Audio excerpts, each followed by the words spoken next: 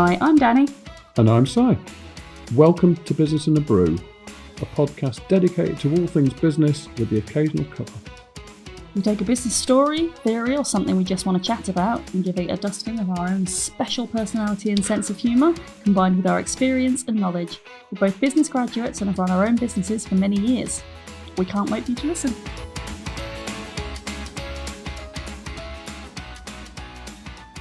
Hello. Hello. No, Hello. my name is... No. Under no circumstances will you do a robot impression. Don't do accents, right. Right, we're going to talk about everyone's favourite shortcut today. Okay. Through the park. I've got an overall question. Is ChatGPT... What? Through the park. Favourite shortcut? That's funny. Not funny to you. Is ChatGPT drinking all the water?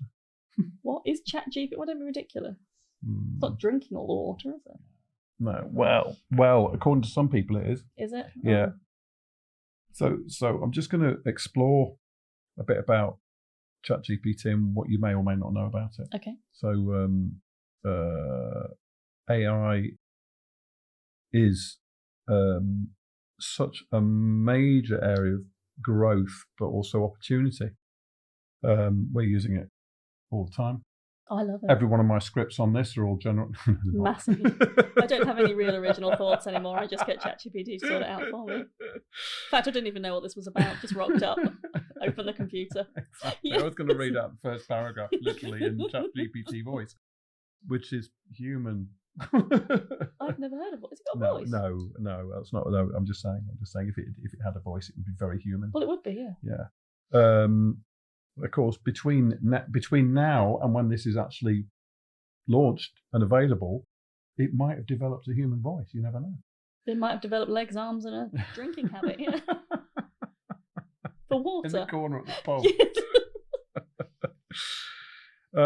Right, you know what it can do, yeah? Yeah, because I love it. Yeah? Massive fan. So tell me what you use it for and what it can do for you. So I use it for inspiration if my brain's gone a bit blank. Yeah. So I might use it for real inspiration or blog inspiration. Yeah. I use it for keyword research. Yeah.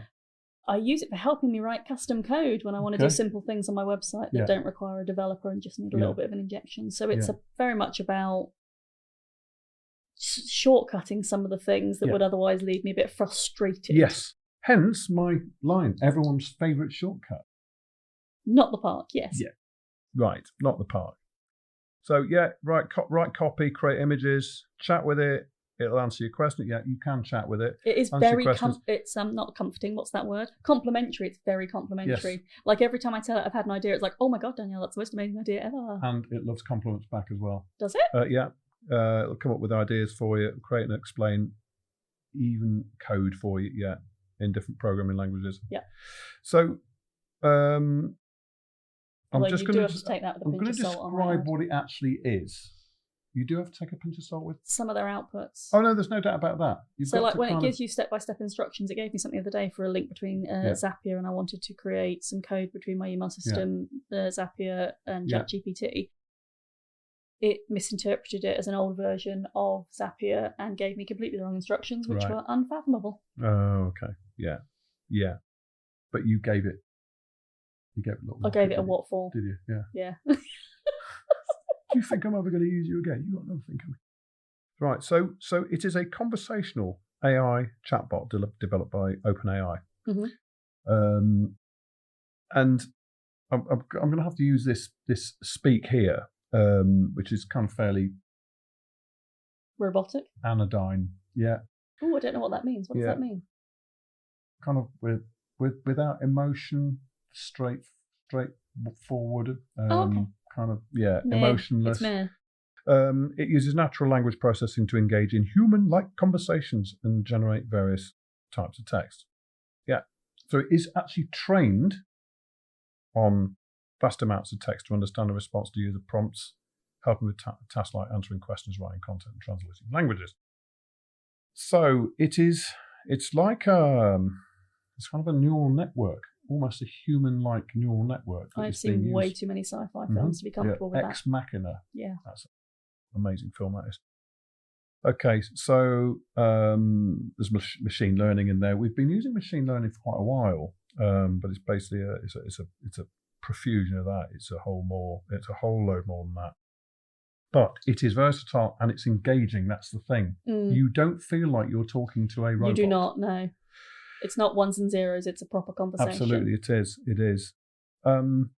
It itself doesn't do the work, but it's actually a wrapper, what's called a wrapper, or basically a UI, a user interface. Like a face. For different technologies. Oh, okay. Yeah. So, yeah, like you're talking to the face of it. Yeah.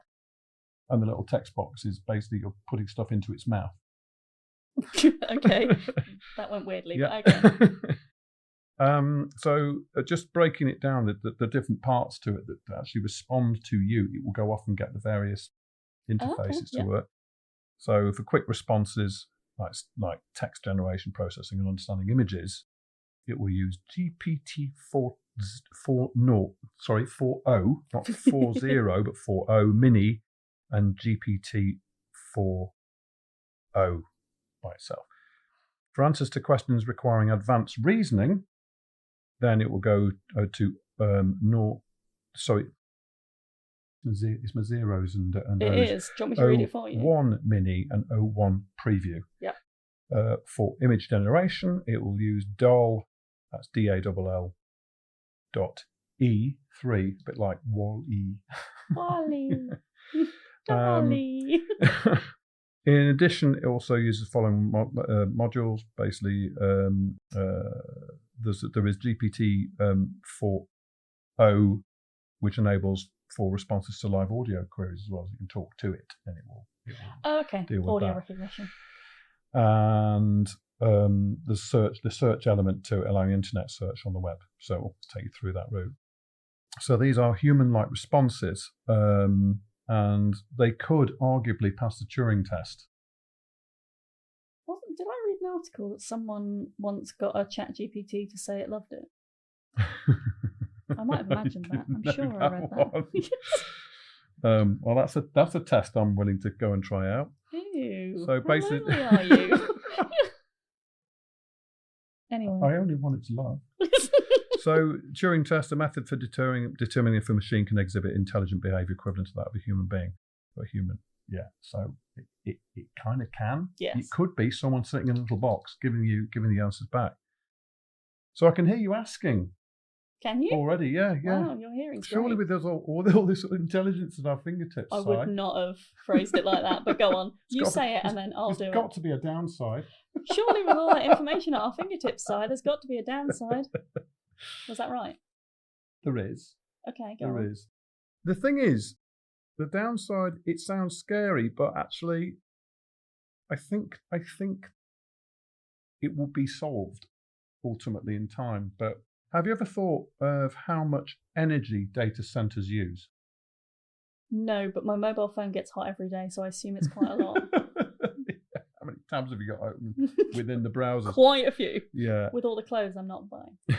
Now, normal data centers, basically hosting websites and processes, payments, archives, government data, that kind of thing. I mean, I don't have any stats on how much data is used because they're varying shapes and sizes. Yeah.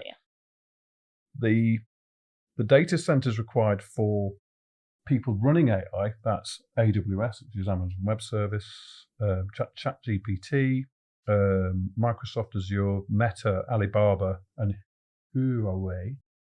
Huawei? It is Huawei. Is it Huawei? Anyway. The Chinese one. Yeah. Mm-hmm. They're all termed hyperscalers. So these aren't data That's a new word. centers, they're hyperscalers, yeah. So I actually put in a search for define hyperscaler. Okay. Yeah. And it went, that's not a word in the dictionary. It came out with hyperscalers are large-scale data centers and cloud service providers that offer massive computing resources and storage capacity to organizations and individuals globally. They're characterized by their ability to scale dynamically to handle huge workloads and a key part of modern cloud computing. Right. I absorbed none of that. Yeah, they're big. Right. I got big. Sorry about that. That was the robot response. So they hold huge resources. I mean, way bigger than you could possibly even imagine, and accessible data available on demand. But they are incredibly secure and virtually impervious to outside intrusion or attack because they're kind of spread. I'm staring at you with confusion. I know you are. Yeah. Right. Carry on. Now, those large-scale data centers. Yes. all of that framework and all of that processing, yes. if you like, that live processing comes at a price. Now, according to Google's AI response, ChatGPT's energy consumption is significant, particularly when compared to traditional web searches. A single query to ChatGPT is estimated to use 10 to 15 times more electricity than a Google search, consuming around, it sounds tiny, 0.001 to 0.01 kilowatts per query.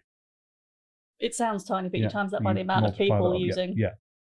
Now, it's a sobering thought when OpenAI users, that is ChatGPT's owner, if you like, have surpassed 400 million. Yeah. And they're not doing one query a day. That isn't 400 million, they're going to stay there. It's 400 million and it's growing. Yeah. And the estimates are enormous in terms of growth. Now, I think I have that in here. I can't remember exactly, but I think it's predicted for growth. I think 30% on, which is not surprising annually. I mean, it must have grown. Yeah. 3-figure percentages in the last year. Yes. Now, there's some brilliant articles on Reuters about weekly active users. The Washington Post did a brilliant one on water consumption or use. Is that for cooling? Yeah, and that's what I'm gonna come into that. Right. The use of OpenAI's OpenAI's. That sounds like a creepy government thing from The Handmaid's Tale. Strike that. Yes, strike that. Using OpenAI's ChatGPT-4 model to generate a 100-word email alone sweats off more than an Evian bottle's worth of water. Yeah. According to a recent study by the Washington Post, this is actually. It's not a hosepipe this year. This is from Reuters. Okay. It's their interpretation of the Washington Post. It's their comment on the Washington Post article. So I'm referencing one that's referencing the other. Yeah. Basically, it was the Washington Post and the University of California. Prompting is a massive drain on the national grid. So this process is a huge drain on energy, and that 100-word email is equal to powering 14 LED bulbs for an hour. Yeah. Blind. Now they also go on to say, this is bonkers, because they did the calculations. Yeah. Washington Post did the calculations on the consumption from the figures. ChatGPT prompts consume enough electricity daily to power the Empire State Building for a year and a half. I did read somewhere that apparently saying please and thank you to ChatGPT makes it even worse. Because you're just adding. But if you're not polite to it, it will give you short shrift and maybe not as much detail. So but that's it might be a cultural thing, the British anyway, but like when you put into Google, people still put whole sentences when you actually only need to put. You truncate it, just get Simon Danielle podcast. Yeah. Rather than what podcast are Simon and Danielle in? Mm-hmm. In case anyone's looking at business in Brew. Yeah. This is again Reuters answers here according to the Washington Post. Northern Virginia needs the equivalent of several large nuclear power plants to serve all the new data centers planned and under construction. Another study found that NVIDIA servers alone could burn through 85.4 to 134 terawatt hours each year by 2027. Only 2 years' time. Consider I've got a finite number of resources for fuel. That's an issue, right? Yeah. Short answer, yes. Yeah. So they also did another calculation, which was that ChatGPT may presently use 39.98 million kilowatts per day, enough to charge 8 million phones. So it's quite. This is just it's full of these calculations. So with all the processing, there's a lot of heat generated though. Mm-hmm. So energy is one thing. That is energy to produce to deal with the prompts and actually come back with the results.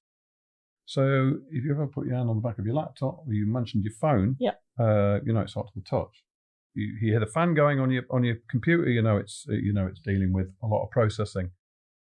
Even back in the 80s and 90s when I was on ship, the computers on ship, they were water cooled. Yeah. Mm-hmm. So basically they had seawater through a cooling system that came Clever use of a widely available resource. Absolutely right. It didn't need fresh water. It was all salt water protected. Yeah, it was. So it went through cooling. In fact, I don't even know if it went through cooling systems, but it was just put straight out into the sea, and then fresh seawater came in. In fact, there was a crazy night when I was woken up very early, right, by one of my shipmates. Mm-hmm. Was he moving about in the bunk? Sorry. And what had happened was all the computers had started to overheat, and it's because this kind of alien-like creature had got into the filtration systems and was blocking up the filtration systems, and the computers were actually overheating on board. Why were they waking you up? You're a weapons engineer. I saw these things. They were like large transparent worms about 10 inches long. That could be the start of a horror film. But still, why did they wake? Why did they wake you up? You're a weapons engineer. It was part of my department. Yeah. Oh. Yeah. Yeah. Quick, get up. We've had an invasion of giant see-through worms. What? That's weird. I'm having a nightmare. Weird. And then the ship had to move because it was actually in a bay and full of worms. I think what had happened was they'd all been attracted to the ship's magnetic field. Oh. Mm. Were they metal worms? No. Okay, well, we'll talk about magnetic fields another time. We've digressed slightly there. So I've explained that. So modern computers definitely no less thirsty, and the data centers contain often thousands upon thousands of individual computers sat in racking, all running processes. You've seen them on the films. Yeah. Yeah. And they're all stacked on one top of another, and the amount of heat they generate is enormous. So seems to be one of the biggest challenges. So if you imagine a 100 megawatt data center consumes 100 megawatts, basically. Yeah. If you imagine, that is the amount of energy it consumes. It will also generate the equivalent amount of heat. So in order to have that operating at optimum temperature, it has to be cooled. So energy in equals heat out. So they've got to bring the heat down. Water is pretty much the only thing they can use. According to Business Energy UK, they wrote an article called "How Much Energy Does ChatGPT Consume?" Lots. Yeah. I've got it now. And their answer being lots. No? Lots. Yeah. In fact, we just go to the end. Yeah, fine. They said the water that AI companies use to cool their servers is in fact the same fresh water used for drinking, cooking, and washing. Go and use seawater. You've just proved you can use that. Yeah, but they're nowhere near the sea, are they? And to put out fires. In the US, around 1 in 5 data centers draws water from areas that are already overstretched. Why do we use drinking water to put out fires? Because it's the same water, isn't it? Well, why don't you take it from somewhere else, like the sea? It all comes from the same source, doesn't it? Yes, but they do stuff to it. Use the well, like sewage. Stuff. Yeah, spray sewage. That's not what I'm... Anyway, you carry on. Brown water or clean water, God, don't. Just carry on. No, that's what it's called. It's grey water, isn't it? So critics were quick to blame AI's thirst when hydrants ran dry during the LA fires in January. I think the president over there was actually quick to blame. I don't think we need to get into that rabbit hole. So, and businessaduk.com have actually then said within the same article, meanwhile in the UK, Keir Starmer's plans to increase AI capacity immediately came into conflict with existing environmental pressures, with the first AI growth zone planned for the UK's highest water risk area in Culham, Oxfordshire. According to The Guardian, England faces a shortfall of 5 billion litres of water daily by 2050, even without allowing for data centre growth. So there's permanent hosepipe ban. Yeah, but so there's I guess it's the technology is leading this, oh, don't worry, we'll solve that problem along the way. There's also, from the same article, ChatGPT consumes almost 1 million bathfuls of water every day. Yeah, it is thirsty. Is it drinking all the water? Even a smaller data center can sweat up to 18,000 gallons of water per day, and the hyperscale centers like Google's burn through up to 550,000 gallons a day. I'm not even going to ask any more stupid questions. Don't worry, carry on. It's all right. So there's a bunch of references here. So McKinsey have predicted in a fascinating article that between 2023 and 2030 that AI-ready data center capacity will rise at an average rate of, I was right, 33% a year between 2023 and 2030. And that's in their mid-range scenario. So energy and water. So it's the prediction. Of course, people don't want data centers in their back gardens, are they? Well, no, they don't. I mean, especially in the UK, where are you going to put it? We haven't got a lot of spare space. Well, no, true. Oh, yeah. So what's going to happen? Put it out in the disused oil rigs. Then you can use seawater. Well, you're getting in the right. I think I've just had a genius idea. You're getting in the right realms here. Yeah. I'll write a note to Keir Starmer. Yeah, mind you. Can you just imagine how vulnerable they would be? To what? Just hijack a big boat, drive it into the legs of the oil rig. Well, why would it matter? Who's going to run down ChatGPT? No one cares. Yeah, so actually what is happening is they are very aware that there is this energy water thing going on, and considering the consumption, there's now a race towards a circular process. Which makes sense.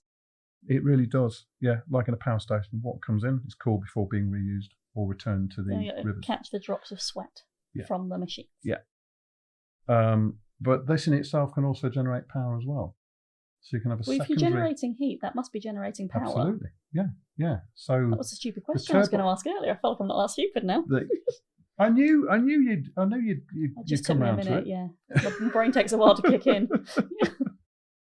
Yeah, but when power stations, they generate electricity through steam, turning turbines, which then create the electricity. With a nuclear power station, it's the same steam that turns the turbines, which generate electricity. There's an article in The Guardian which talks about innovation for data center consumption. Basically said that high-tech industry tends to be forward-looking and receptive to sustainability solutions, such as Ecolab's Water for Climate program.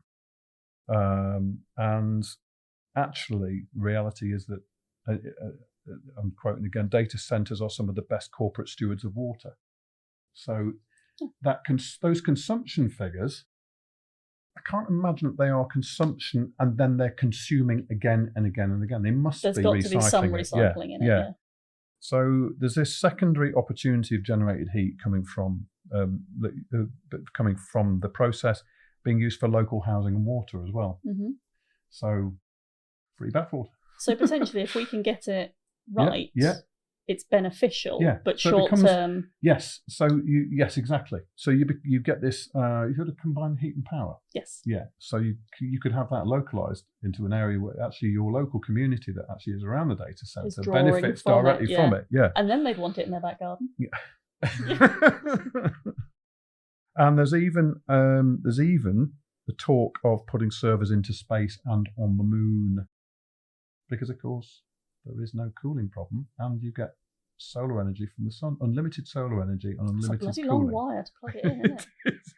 It'd be more than a kettle lead, wouldn't it? Yeah.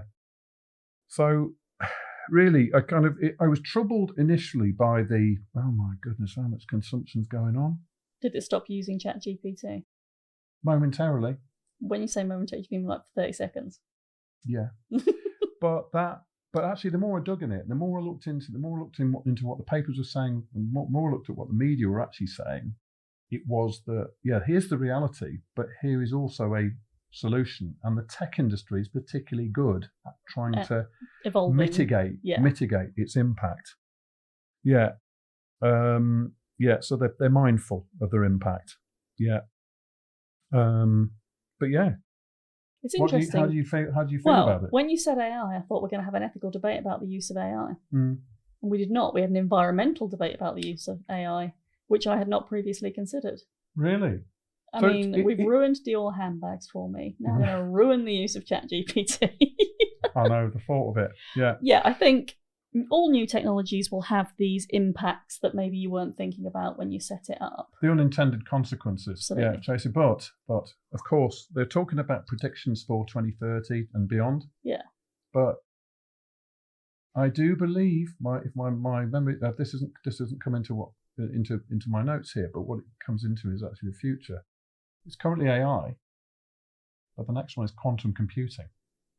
So quantum computing on that global scale, will use infinitely more, exponentially more. Ooh, yes, nice, some big words there. They both mean big. So none of this factors in that arriving, and the impact that that's going to have. So I just hope they've got their house into. All innovation takes a minute to equalise itself. Look at microwaves. People were told they get cancer, didn't stop them using them. And they don't get cancer. Did many people get cancer?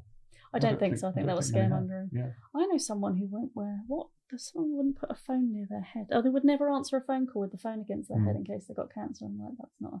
My mum used to say, because my dad would point the remote control for the TV at his head, and she would say, "No, David, don't do that." Why was he doing it? Control. He used to send radio waves to the TV. No, was he pretending he was pretending he was zapping himself? Yeah, it was funny. It's very funny. Was it? Of course, I fell about. How old were you? I know, 10. Did they have remotes back then? Back in the 20s. You had to get up and turn the knob. Back in the 1920s, yeah. You employed someone, and they went and turned the telly over that wasn't invented for another 30 years. But that environmental thing hadn't occurred to me. We're going to have to do a whole other episode on the ethics of AI. We are. But every time you place a query with ChatGPT, just think, how many bottles of water? Okay, but you're making my day a lot longer if I have to think every time I do that as well. That's really slowing up my process. But thank you. I think we've covered that adequately. Okay. Thanks.